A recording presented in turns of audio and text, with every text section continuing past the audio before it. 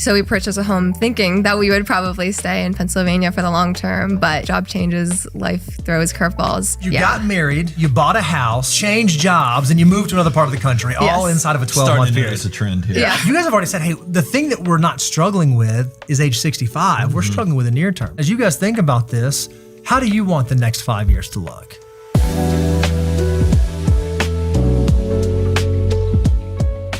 My name's Daniel. My name's Lindsay, We're 25 years old. and we live in Boston. Welcome to Making a Millionaire. We're originally from Pennsylvania. We both grew up about an hour outside Philly, then met in college in Philadelphia, got married a year later, bought a house in PA, and then I got a new job, and Daniel had to ride along with me up to Boston. Tell us what each of you do for a living. Brag a little bit about yourself. I'm an apparel designer doing activewear. Yeah, and I'm a structural engineer. Aren't those cool jobs? When I hear like apparel, athletic wear, athletes, that gets me super excited. I love it. That's awesome. And so it sounds like it was you had a job change, and that job change is what took you from Pennsylvania to Boston. How long had you guys been married before that happened? About a year when that happened. Wow. So you got married, you bought a house, you changed jobs, and you moved to another part of the country, all inside of a 12-month Starting to period. notice a trend here. Yes. Wow. You guys might be on the achievement track. Do y'all feel like, are y'all running mental checklist of all the things that you're trying to check off? I feel like we try not to. We might both have that tendency a little bit to lean that way, but don't want to be completely governed by that. Okay. Well, you guys have done a fantastic job because you've already mentioned that you're 25 years old, and you were so kind that you shared with us a net worth statement of where you guys are today. And we thought it'd be helpful to kind of look at that, the level set, to kind of give people an idea of where you are presently today. And then we're going to talk about, okay, well, if we know where we are today, where do we want to go? What are some of the things you guys are thinking through? And you can see here, you guys have done a fantastic job by 25 years old. I think a lot of people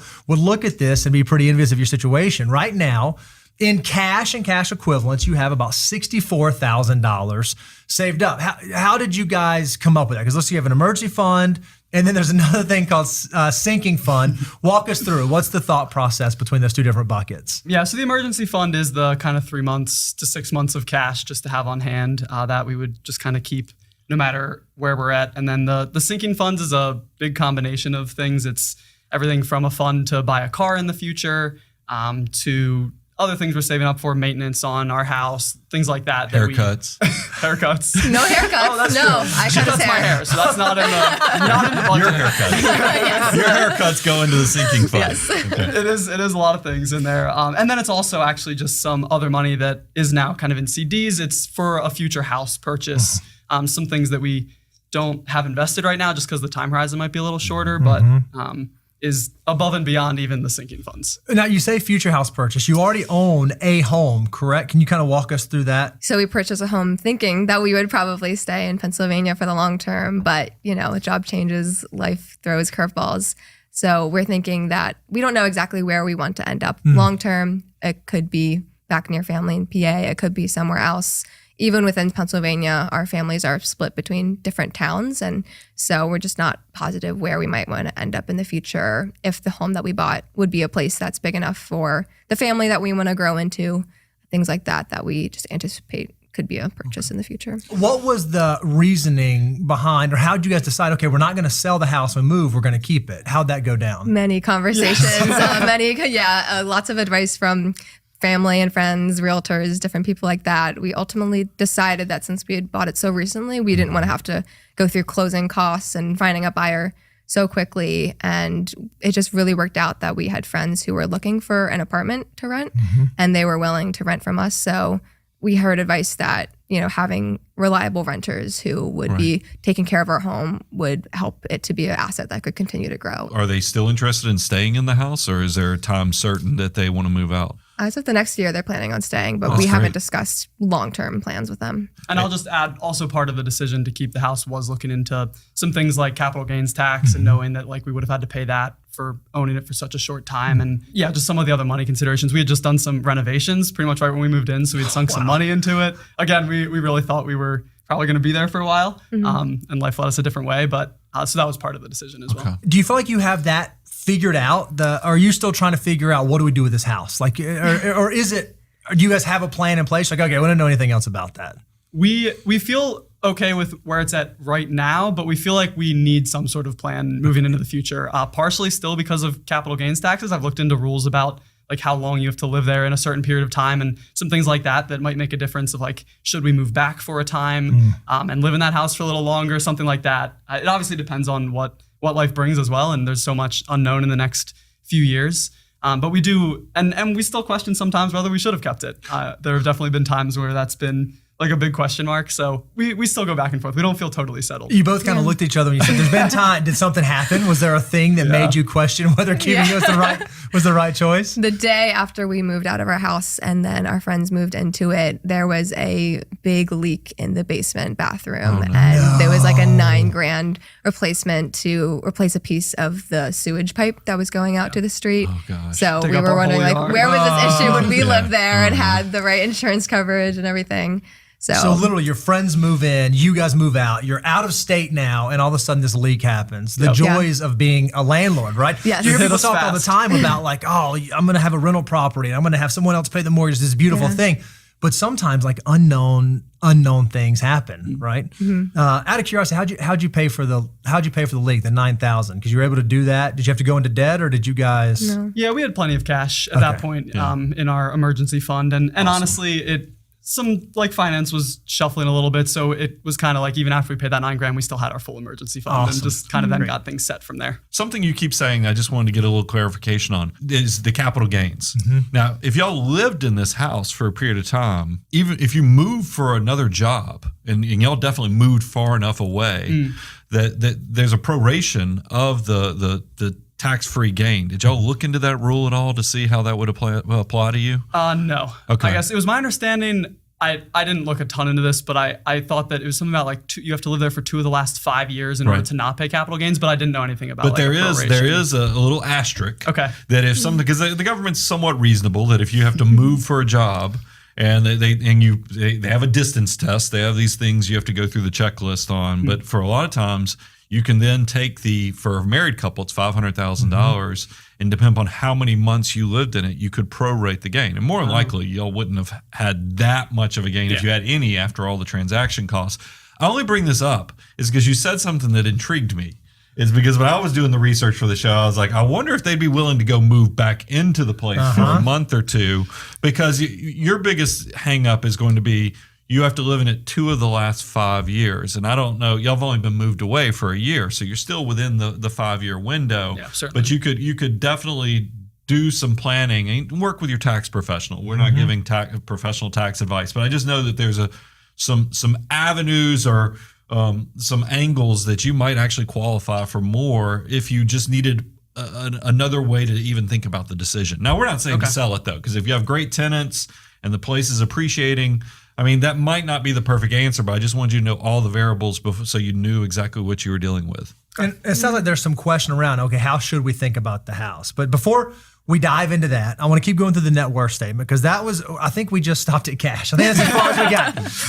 When we look at your investments, you guys have done a great job of building up liquid investments at such an early age. You both have health savings accounts. Daniel, yours has about $4,700 in it. Lindsay, yours has a little over $3,000. You both have Roth IRAs. Daniel, yours is at almost $24,000. Lindsay, yours is at almost $14,000.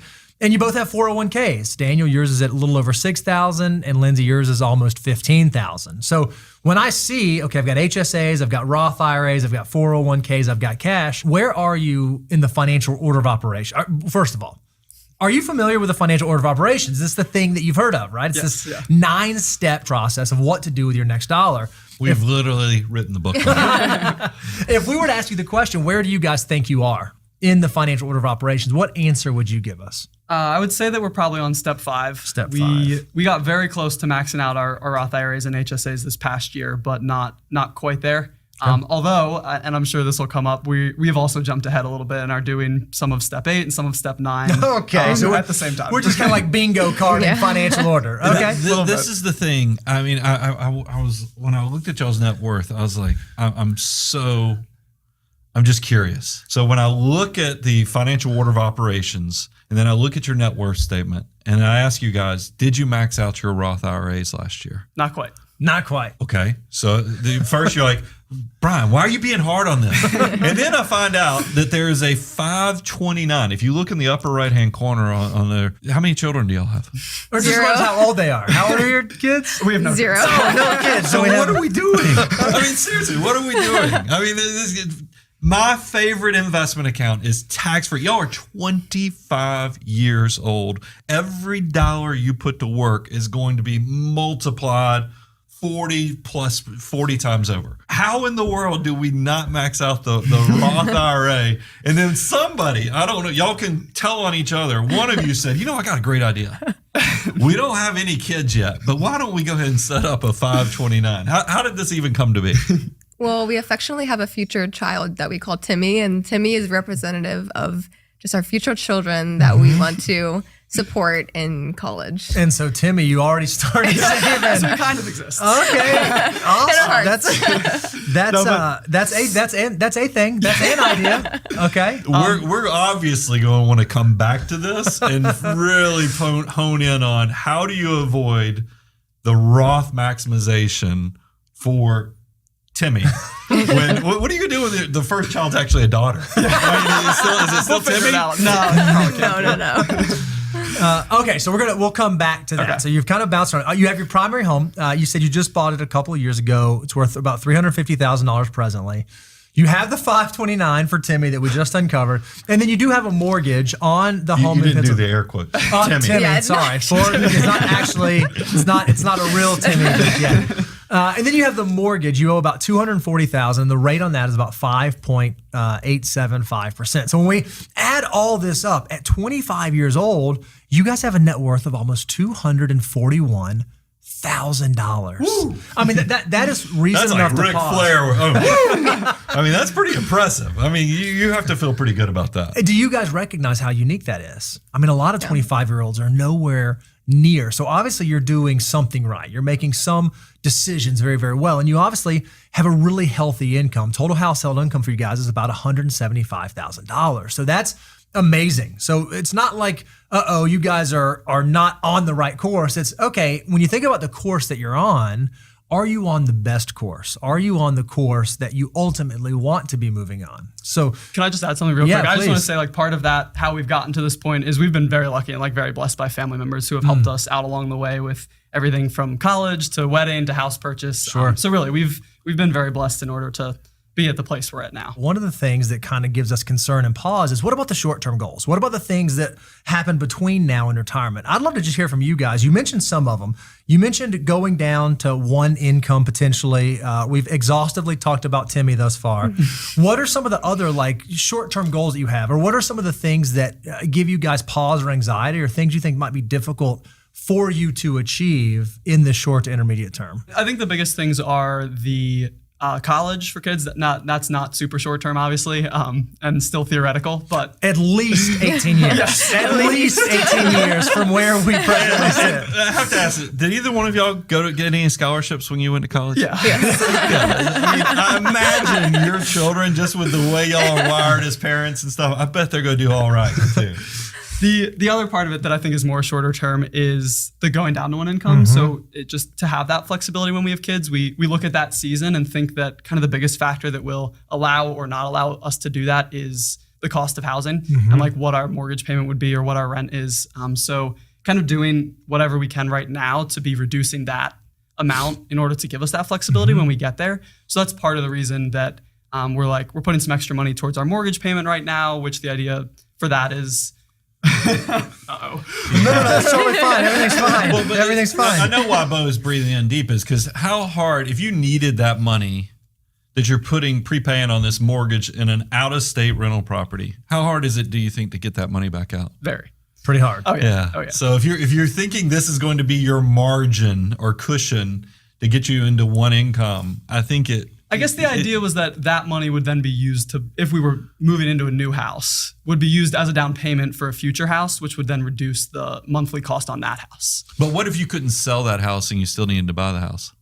I don't know that We probably wouldn't Yeah, be we buying probably- another house at we were that probably point. staying with But parents you before. see the point. But I'm just saying is that because margin is going to be your friend with these big life decisions, and there might be a better way to kind of structure that. And what we want to do is we want to create a plan where you guys have the maximum amount of flexibility to be able to do the things that you ultimately want to do. And some of the decisions you make when you put funds into a specific thing, like I'm going to prepay the mortgage, or I'm going to put money into the 529 for the not yet established Timmy, then those dollars become captivated there. And what we want to say is, okay, is there a better way for us to think about this? Is there a better way for us to kind of look at this? So let's talk a little bit about housing, because we kind of keep coming back to that one. For our audience, so that they can kind of understand, walk us through right now, when we think about your current mortgage payment, how much is your current mortgage payment? And then how much rent do you have coming in? And then how much you're having to pay for rent in the place that you're renting now. So we can kind of have those numbers to level set. Those numbers are all pretty even. Our mortgage with the interest and taxes is about $2,300. The rent we're bringing in is $2,150. Okay. And the rent we're paying is $2,200. Awesome. So yeah, they're all kind of in the same ballpark. Right around there. So we are very close, it sounds like, on the Pennsylvania home to being cash flow neutral, right? It's a little now, for these friends that are in there, now if they're listening, I'm sorry, friends, but I'm going to ask the question. Are they paying at market rent, or is this a sweetheart deal? How's that deal structured? It's at market. At market, great. Okay. So whenever I think about someone who has an out-of-state property, and it's an out-of-state property that they're not necessarily doing as an investment per se, but they want it to be this thing that's sort of a contingency plan. If I'm describing that right, one of the things that we would love to see is, okay, is there a way to make it cash flow neutral so that it kind of is compartmentalized and sitting over here by itself rather than pulling from present day consumption? Because right now, when I think about your housing, you're paying $2,200 in rent plus an outflow to cover the shortfall that the Pennsylvania house is generating. Would you agree with that assessment? Yes. Yeah. Y'all are reserving, was it $400? How much a month are you putting into repairs? Yeah, it's at least $300, $350 maybe into Yeah. that sinking fund. How many months have you had $350, $400 worth of repairs on the? None. No. Just Not zero, right? You had one single event. And that's why I think it is recency bias. Because I mean, houses are great, but they're also scary. Outside of your heating and air system,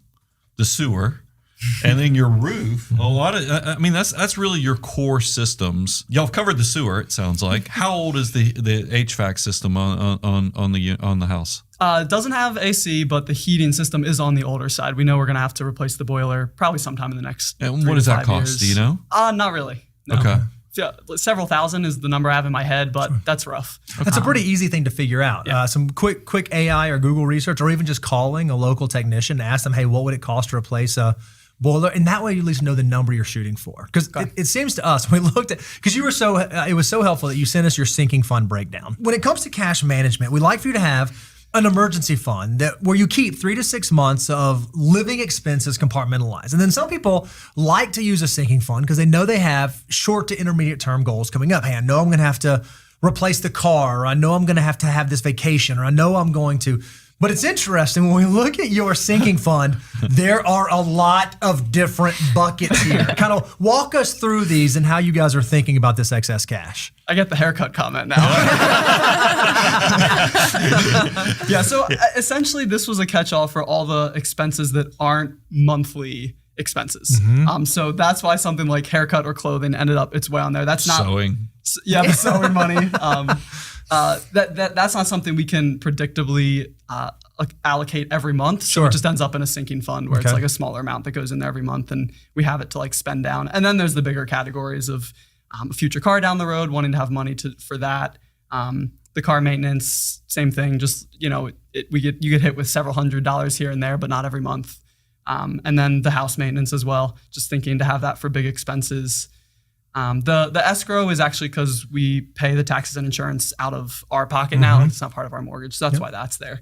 But then, the smaller things are just kind of miscellaneous things sprinkled in there, I guess. Allowing us to spend freely and Right, with so like I liberty. imagine this Yeah. is sort of guilt relief, right? Hey, if we have this, so I don't feel guilty when we spend it. Well, let me ask you a question. If I were to ask you what your monthly burn rate is, based on your current, because budgets are so unique to every person, every couple does it a little bit differently. So when I ask you guys, what's your monthly burn rate? What would your answer to that question be? 73.27. But who's counting exactly, right? So, okay. Study up. So if our monthly burn is about $7,500 a month, and we would say, okay, you're a 2-income household where you both earn about the same, you don't have any other dependents counting on you, you could reasonably argue that 3 months would be an appropriate emergency fund for you guys.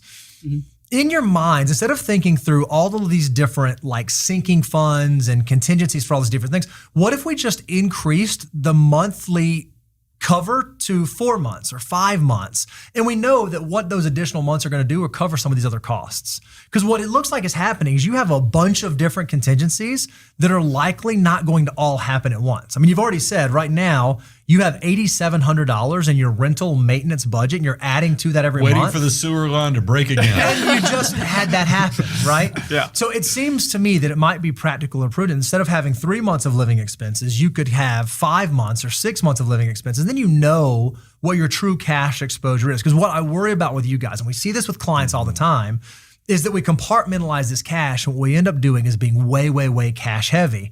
Where instead of having our money actually working for us, doing the things to help us move our financial circumstance along, we're way overly conservative and we're way cash heavy. And I think for a 25-year-old couple at your stage, you probably are a little bit more cash heavy than you have to be. Okay. Especially when you didn't max out the Roth IRA. Especially when you did not. Let that go. I know you said it was only $1,000, but in my book, I detailed how I went back and calculated what every year that I didn't get like the full maximum Roth, it was only $10,000 total. But I calculated it out, and it turns out to be the equivalent of close to $400,000 by the time I'm retired. So those little decisions of here and there, because it's tax free. So I'm not going to let that go, because I think that you'll have the cash. It's not like you had to, you were in this squeeze of life to where you had to make this sacrifice, and the Roth was the thing that you just, out of your shaking hands, you just couldn't do it. Y'all actually had it sitting in your sewing and your hair budget. Nobody's taking anything away from you. But it's just that you have way too much cash when you're not maximizing some of these investment goals that should be prioritized earlier. You guys laid out for us how you currently think about your saving. Like when we think about how we're deploying our paychecks every single month, you put together for us your saving strategy. And this is what it looks like. Now, every month you have about $360 go into your HSAs. You have about almost $1,100 going into your 401ks because you have match and you're doing enough to get the maximum match available. You have about $900 a month going into your Roth IRAs, so not maxing them out, but you still are contributing there. But then we have $400 a month going to the 529 that we've already established. Perhaps if we're following the financial order of operations, is a little out of whack. That's like a step 8 when we haven't even fully done step 5 yet. I thought about giving it a Family Feud. I just did not like it. Did not like it. And then we have the home equity, which that's part of that is for the down. You have a down payment fund for a future house that you said you would own. You said you'd only buy the next house if you sold the current house. And if you sold the current house, you have equity in that house for down payment. But you're also building another down payment fund to go on top. And they're sending extra money, like $400 or $500 a month towards the mortgage. That's built into that. And you're putting both of those. So this is like an additional down payment fund, an additional equity fund. And, it's not like your mortgage is super low interest, but it ain't exactly high interest, right? So when we think about your savings rate, where you guys are, we would call it 16% because we know that, prepaying the mortgage as well as 5 to 9, that's like 8 and 9. That does not go into my savings rate. If we were going to improve upon this, like if we were going to think about truly letting your dollars maximize their potential for you with every decision you make, we put together a different savings plan that we think could potentially make sense for you guys. Rather than on your HSAs, not maxing those out, what if we did $713 every month to get those to fully max out? 401ks, leave those the same, get the employer match that you're getting, but now get the Roth IRAs maxed out. Instead of $900 every month, have $1,167 going across both of those and you'll max them out. Let's stop contributing to Timmy's 529 because we're going to have plenty of time for doing that. And instead of having an additional down payment fund and instead of having additional money on the mortgage, let's cut that out. And so if we actually look at this and we think about the cash outflow, what this does is it frees up an additional $481 for you guys every month. And the question then becomes, okay, well, what do we do with that $481? How do we think about that? What's the best way for us to deploy that? We could obviously look at the financial order of operations and we could say, okay, we're maxing Roth and we're maxing HSA. And so the natural next step would be, let's just dump that into our 401k. But you've already expressed to us, hey, there's some anxiety we have around being able to fund some of these short-term goals. And one of the short-term goals, and I think you've said it a few times now, is, hey, what if we wanted to go to one income? Yeah. What if we did want to start a family? What if we want to do that? What's that look like?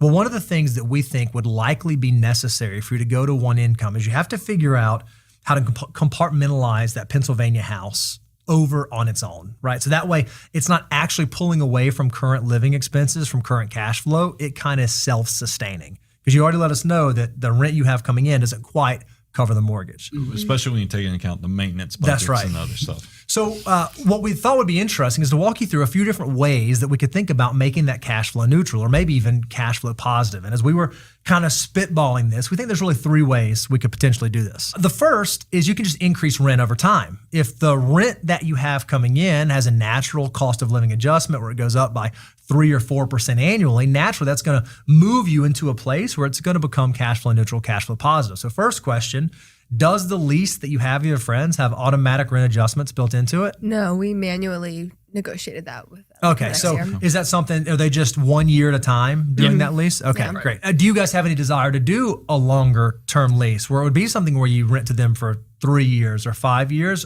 or is that too uncertain still? Feels too uncertain, I Too think, uncertain, just with okay. what we want to do. Okay, so increasing rent is one solution. The next solution, and we all love this one, is you could potentially consider refinancing your mortgage, right? We know that your mortgage right now was, what was it, 5.875? Is that Not the the number? ideal time to refinance. Rates likely right now are not a whole lot lower, but that doesn't mean that rates might not go lower in the future. I mean, we know that historically interest rates kind of go up and down, and we're probably still sort of more towards the higher range right now. And we said, okay, well, what if rates did change? What if something happened economically that allowed them to fall and you had the opportunity to refinance? Look at what happens to your payment. We know that right now, if we just factor in your principal and interest, your current mortgage payment is $1,666 a month. And that's at 5.875%. Well, if you were to refinance now, and let's just say that 5% was the prevailing rate now, well, just doing that and continuing to pay your mortgage on the same timeline, so not recasting it another 30 years, would drop your payment from $1,666 down to $1,286. Wow. That's pretty exciting, right? Yeah. But maybe rates don't fall just yet. Maybe it takes some time for rates to get down in there. But in the future, and let's say 5 years, that's just sort of an arbitrary number that we're using. What if even in 5 years you could potentially refinance? Well, obviously your mortgage will have continued to be paid down, but at that point in time, you could refinance to 5% and your mortgage payment goes from $1,666 to a little under $1,100 a month. Well, if you have $2,100 coming in, your mortgage is only $1,100, that's a pretty great spot to be in. The question you have to ask yourself is, okay, well, when are we thinking about wanting to start the family and go to one income and those sort of things? But here are some options you have. We also did the math on how it changes if you were to have a 4.5% refinance option. Now, the thing that is unfortunate about refinancing is we don't get to control when rates change. I mean, I think we're all hopeful that rates will come down to provide people who recently bought an opportunity, but it's not guaranteed. It's not something you can bank on. So we said, okay, well, what is something that you likely could influence? What is a strategy that you could potentially deploy to try to get the Pennsylvania house to be cash flow neutral? And one of the things we came at was potentially looking at some sort of mortgage recast. Now, do you guys know what a mortgage recast is? Not really. I know. No. Awesome. Great. Perfect. All right. So we put together sort of a theoretical example. You know, we borrow money and we pay on a mortgage over like a 30-year time period, right? And they calculate at the beginning of the mortgage what that mortgage payment's going to be in order for us to pay it off in 30 years. Well, a lot of times mortgage companies will say, hey, if you are building up and you get to a place where you want to make a capital infusion, you have some money on the side and you just want to pay down the principal. You can pay down the principal and keep paying your same mortgage and you'll just pay it off more quickly. Or one of the things that some mortgage companies will let you do is they will let you recast the mortgage, where you put a big principal payment down and you ask them to recalculate what the mortgage payment would be to pay it over the same timeline. So you're not stretching it out. You're not changing your interest rate. You're just saying, hey, we put a big capital amount down, recalculate our payment. So you can see sort of graphically, you are paying along the gold line. And let's say that 10 years in this example on the line, you had $50,000 that you could just pay on the mortgage. you ask them to recalculate your payment, you get a lower payment and pay it off in the same amount of time. Does that make sense? Yeah. The margin between the two lines would be the interest that you ultimately save because you're paying it off and you're just asking to recalculate. So what we said for you guys is if we had this 5-year timeline and we had this $481 excess that you have right now, and you kept saving that towards cash, building towards an amount to recast, you're looking at a scenario where potentially 5 years in the future, if this were to manifest, you could drop your mortgage payment from $1,666 down to $1,066, even if interest rates don't change. Can you do that at any time when you have money to put towards principal? It's dependent upon the mortgage company. So one of the pieces of homework we're going to give you is, hey, call your mortgage company and say, hey, I would like to think about a recast. Is this something you allow? Are there any costs associated? How do I go about doing it?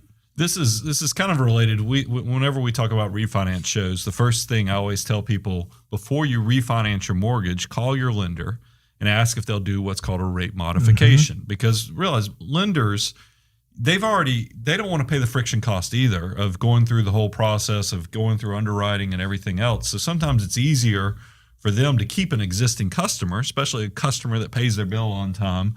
So like a rate modification, there's typically a fee associated with that. And just like with a mortgage recasting, there very likely would be a fee associated, just a few $100s. Sure. But that's why you wouldn't want to do it you wouldn't want to call them, hey, it's me again. I just sent you another $1,000. So it's going to be more of a deliberate and intentional transaction to where, that's why 50,000 is what we use in the example, is it would be something y'all are making a decision that you would like to have a little additional margin because you're living off one income and you had this excess cash, but you don't get better rates. How do we make the best of this situation? This was just an option that we thought we'd at least share with you. I honestly wish we had known about that. Now looking back on this might have been a bad decision, but we did put a pretty big amount of money down on our mortgage payment from a gift that we had gotten. Yeah. Probably last year we put like $25,000 down on it. So not knowing that this was an option maybe to recast it when we did that. Well, so here's a wonderful thing I would tell you. You call your mortgage company and say, hey, just last year we put a big amount down on this. Would it be possible to recast our payment? Because even though you've already made the principal, now they may say no, or they may say, oh, we would have had to have done that before you made the deposit, but there's a good chance they still could. The fact that you've already done that, you're already ahead of schedule, you've already paid that principal down, so it's at least worth asking the conversation. The second best answer they can give you is no.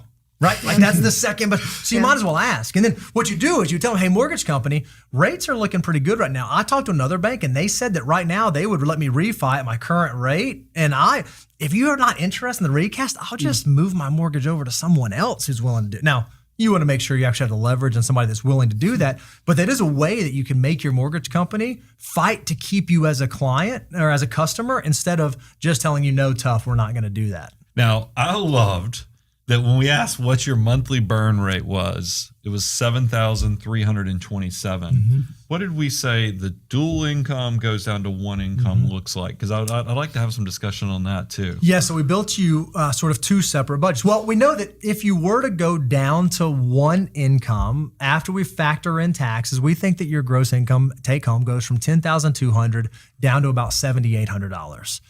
There are some changes we've already said we're going to make. If we're able to like recast the mortgage and get the mortgage a little bit cheaper, it goes from $1,666 down to $1,066. We've already argued that $400 maintenance on the rental may be a little aggressive. So what if we were to cut that down to like $200? So what we're calculating is if you were to go to one income right now, present day, you'd have about $7,800 of income, about $8,000 of outflow. You have negative cash flow of about $250. And so then if you were to continue saving 10%, because remember you said, I feel like it's not hard to think about saving for the future and saving for retirement. We wouldn't want you to cut that down completely. But if you were to still save 10% of the single income, you would be at about $1,000 deficit per month as it stands today. So the question we have for you is, okay, if you were going to go to one income today, is there $1,000 that you could either cut out of your budget, or is there a way to create $1,000 of additional income right now? Probably. And that's something we've talked about, that if we do go down to one income, someone working part-time a little bit, or there are probably some areas of our budget we can tighten up a little bit too, and some combination of those things. That sounds a lot more realistic than I would have thought. Well, not seeing the numbers. Here's where I want to get into the coaching part, is because right now I still feel like you're a little divided in your attention. It's just like, we know that you're prepaying the mortgage. It sounds like you got a gift and you sent more to that mortgage. Yeah. You're kind of you're playing the part of a debt crusader, and it feels good to pay down that mortgage debt. But I will tell you, what I see coming up is this whole life decision on you guys doing the family planning, figuring out y'all are both successful.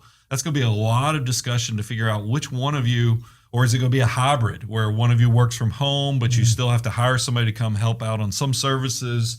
So there's going to be a discussion, and that's why whenever we have big life decisions, I tell everybody to put on their 3D glasses. And when I say that is that I want you to essentially, and I've seen your spreadsheets. You'll have no problem. I was like, is this legitimately their spreadsheet? So you're going to have no problem putting on your 3D glasses, is because I do want you to write out kind of a 5-year or whatever period of time y'all want to do your family planning with, and create the dream plan. This is where everything works out beautifully. You all get pay raises.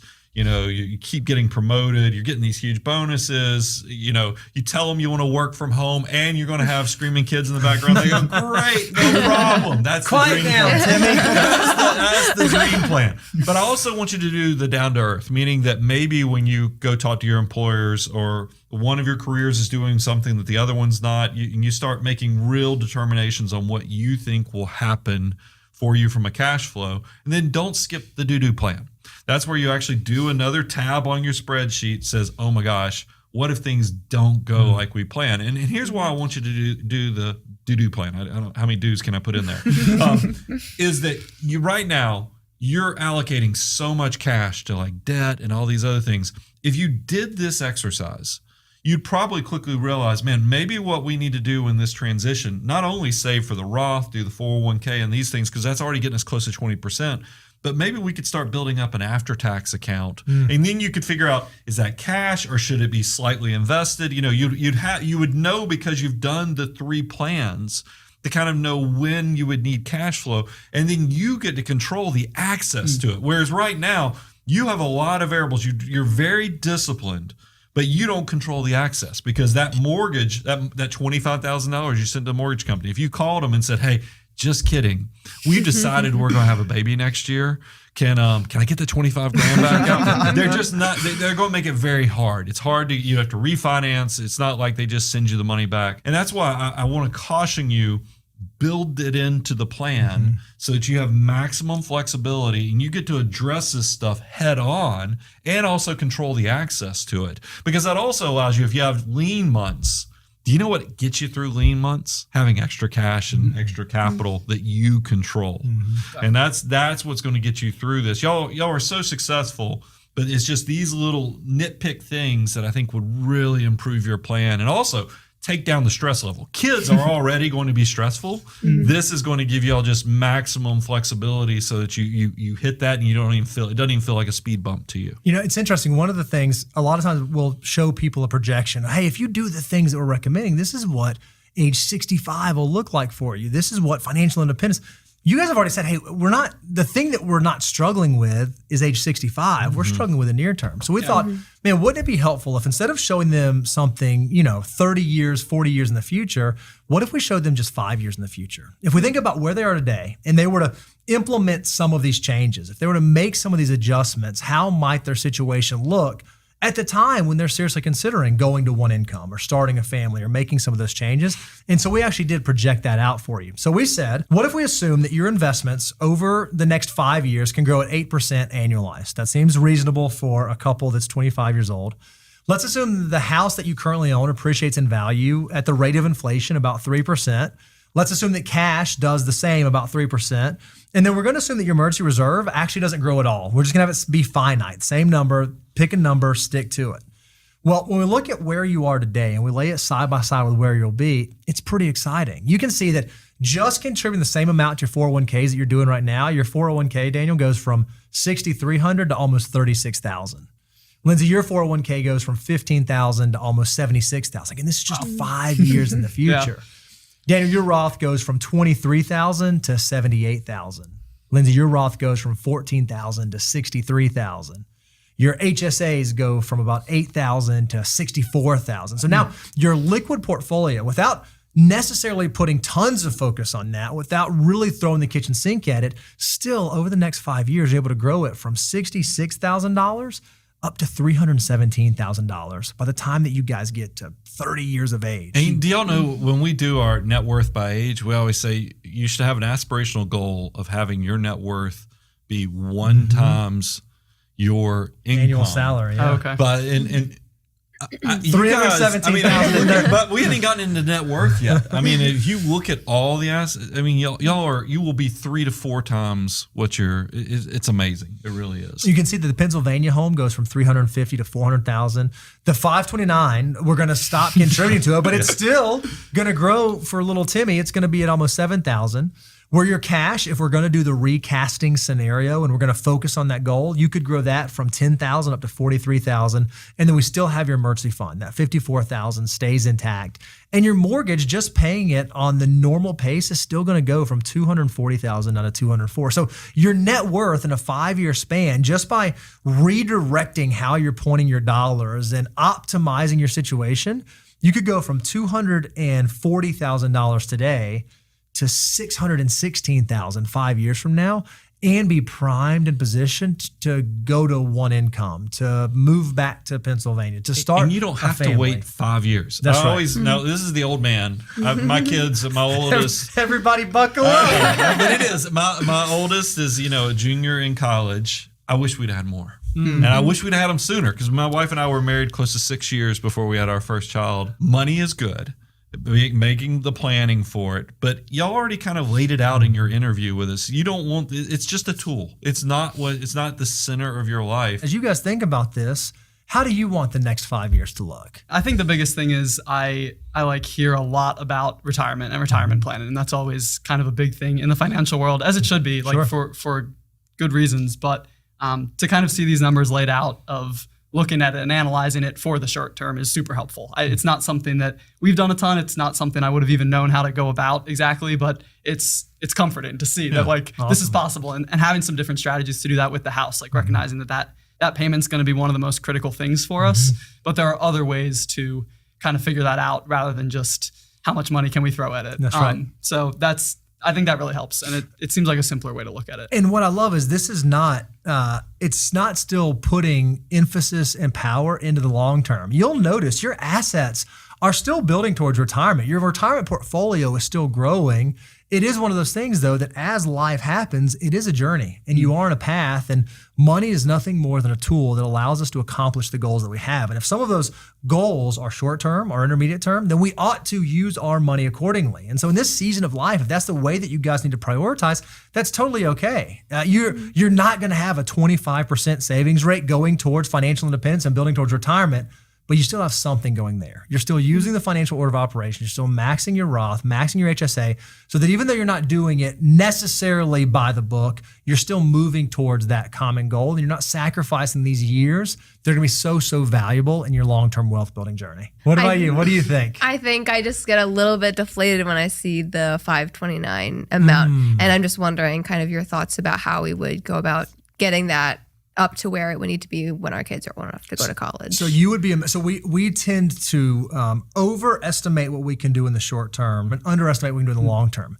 In 18 years, you can do a remarkable amount of saving. In 18 years, you can do something crazy when it comes to saving for kids' college, and you've actually lived this. Yeah, I mean, like I said, my oldest is a junior in college. As soon as she was born, I started setting up doing quarterly 529 contributions. And it wasn't a ton. And I was just trying to maximize the tax savings in the state of Georgia at the time, because they actually gave you 6% off your taxes.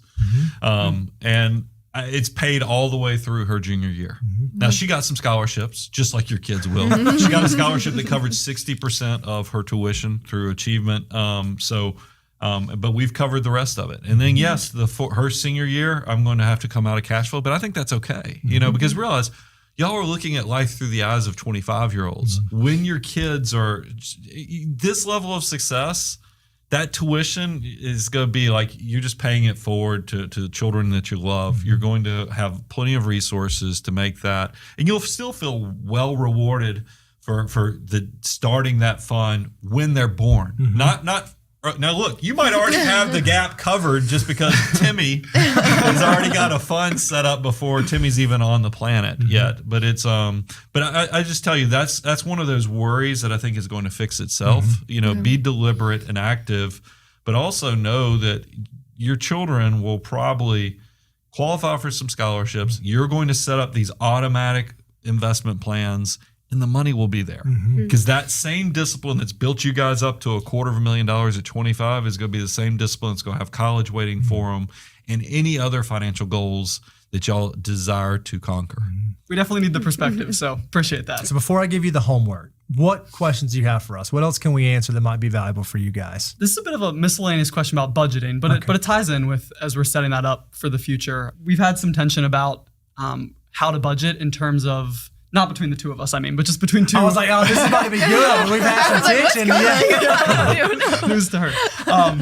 Between the idea of budgeting for what we see in a normal month, and that's kind of how we have our budget set up right now. It's for 2 paychecks, which is we get paid bi-weekly. So that's normally what we see, but that actually leaves 2 paychecks a year out of the budget. So there's this extra chunk of money, and like this past year, we used that to, honestly, most of it to put into our like end of the year HSA and 401ks to or Roth IRAs to get them closer to the max. But it's just a question of, should we be budgeting on the actual amount that we see, like our annual income divided by 12, or what we see in a normal month, just those 2 paychecks? I think the safest way is you budget on the base. Like you budget on what you actually see. So if you know you're going to have X amount coming in this 2 weeks, you budget based on how much is going to flow out in that 2 weeks. Right? Do it over a month because it's a little bit easier to think about 12. But I would base it on that. And then what happens is as you have those additional paychecks that weren't accounted from come in, that is where you can do some of the other miscellaneous stuff. Hey, I didn't quite get the Roth maxed out. I'll do that. Or hey, now instead of having a sinking fund that I built every month, I've got this one extra paycheck. That's going to be what we're going to go on our trip with, or that's going to be how I'm going to fund this goal. Because if you can make life work on the base, when that additional income comes in, it's just gravy. And you don't have to have any guilt about using that for the things you actually want to use it for. I look at your expenses as like monthly things. And then, of course, you've got your one-offs like the property taxes, but you're already putting that in a sink fund. But then when you think about saving for your retirement, you're getting 26 pay periods. You think about that in the terms of the percentage, and then what that turns out to be on an annual basis. So you can do both. Believe me, I've seen your spreadsheets. You are multifaceted, talented. And so you can look at your expenses more on the, what do we need to do monthly or quarterly, depending upon how these things hit. But then on the income, meaning saving side of it, it's okay to think about it in those 26 pay periods and then plan accordingly as a percentage. Okay. Is that how? Do you do everything on? We noticed you did everything on a spreadsheet. Any reason why you don't use some sort of software or some sort of tracking app? Biggest thing is we don't want to pay for anything.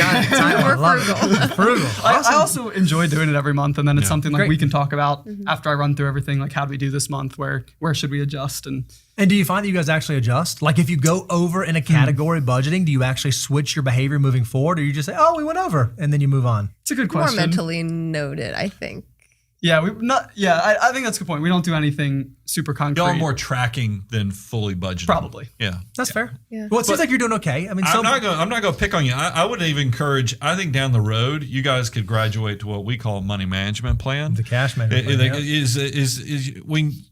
Because I don't like to budget anymore. Once your income gets to a level and you can automatically set up where I call it forced scarcity, where all the money's going in the places it's supposed to so that you've checked the box, then what's left over you can spend with reckless abandonment and not feel guilty about it. No, seriously, because that's what the whole forced scarcity is if you ever feel like you get a pay raise or something, or you get a bonus, you can always allocate more towards the automatic bucket. But then what's left is for expanding lifestyle or going on trips and making memories and doing all the cool stuff, so you don't have regrets when you get to be older. As we're thinking about how our money is invested in those retirement accounts, right now we have most of it in target retirement funds or like index funds. I'm wondering, is that what you'd recommend? Is there a different way you'd allocate that, and how would that change moving forward? I noticed like you're in the Vanguard, way out there, and that's probably, it's done really well. So, I think in the beginning, for sure, because what we like about index target retirement funds, and that's the key thing, is are they index, meaning super low cost? Yours is in Vanguard. And all you have to do is think about how much can I save and when do I need it? Because your savings rate is so much more powerful than really anything else. If I got into the minutia of the asset allocation, and they're doing all that for you automatically. Now, look, once y'all are going to get there really quick. Probably about the time you're 30. Sure. You guys are going to be getting close to that 6 to 7 figure mark. Well, then, yeah, asset allocation starts making a lot more sense. But since these are retirement accounts, you can change asset allocations without tax impact, without any problem whatsoever in those retirement accounts. We'd rather you focus on the things that have the largest impact on your financial life. And that's going to be budgeting and where your dollars are going and how much you're saving and what bucket you're saving to efficiently. It's going to be way more valuable than trying to tweak the assets. The target retirement funds are going to be good enough to get you from where you are now to the next stage you ultimately want to be at. Okay. All right, here's your homework. You ready? Yes. All right, first thing I wrote down is we got to fix the foo. You guys were kind of like going along, and then you kind of like went scatterplot. Foolish. We want you to be in straight foo. So what fixing the foo is going to mean is going to be maxing out your Roth IRA. It's going to be maxing out your HSA. It's going to probably mean cutting off the 529. And it's probably going to mean cutting off the prepaying on the mortgage and thinking about, okay, we're building those dollars towards some other common goal. Another thing that we want you to do is we want you to call your mortgage company and ask them, hey, what options are available to us if we want to recast our payment? Is it something we can already do since we've made a large capital infusion, or is it something we can do in the future if we want to make an additional capital infusion? And what would that look like? What are the costs? The other thing we want you to do is we want you to talk about your timeline. All right, we got this plan. We know what 5 years could look like. When do we actually think we want to do that? When do we want to go to one income? When do we want to potentially move back to Pennsylvania? When do we want to start a family? What's that look like? And we want you to look at that through the 3D glasses. What's the dream plan? What's the down to earth plan? And then what's the doo-doo plan? And then plan accordingly. And then the last thing I have on here is get excited that you are and are going to be able to continue building your great, big, beautiful tomorrow. You guys are in Thankfully. an amazing spot, and I think it's only going to keep getting sweeter and sweeter and sweeter and sweeter. Y'all are doing awesome. Thank you. Yeah, this was a lot of fun because I saw so much potential. You're already crushing it. I just want to make sure you're taking in deep breaths, enjoy each phase of your life, which it sounds like you are. So, but just don't put so much pressure on yourself because a lot of this stuff is just going to build itself based upon your good discipline and your good decision making. Awesome. Thank you. Thank you. Bo, if others wanted to find out how they could also come on Making a Millionaire, what should they do? That's right. If you would like to be on Making a Millionaire, you can go to moneyguy.com/apply. Or if you want to check out all of our free resources, you can go to moneyguy.com/resources. Guys, I'm your host, Brian Preston, Mr. Bo Hansen. Money Guy team, out. Making a Millionaire is hosted by Brian Preston and Bo Hansen. Brian and Bo are partners at Abound Wealth Management. Abound Wealth Management is a registered investment advisory firm regulated by the Securities and Exchange Commission in accordance and compliance with the securities laws and regulations. Abound Wealth Management does not render or offer to render personalized investment or tax advice through Making a Millionaire. The information provided is for informational purposes only, may not be suitable for all investors, and does not constitute financial, tax, investment, or legal advice. All investments involve a degree of risk, including the risk of loss. The guests featured on Making a Millionaire are not clients of Abound Wealth Management at the time of recording. Their participation should not be considered a testimonial or endorsement of Abound Wealth Management.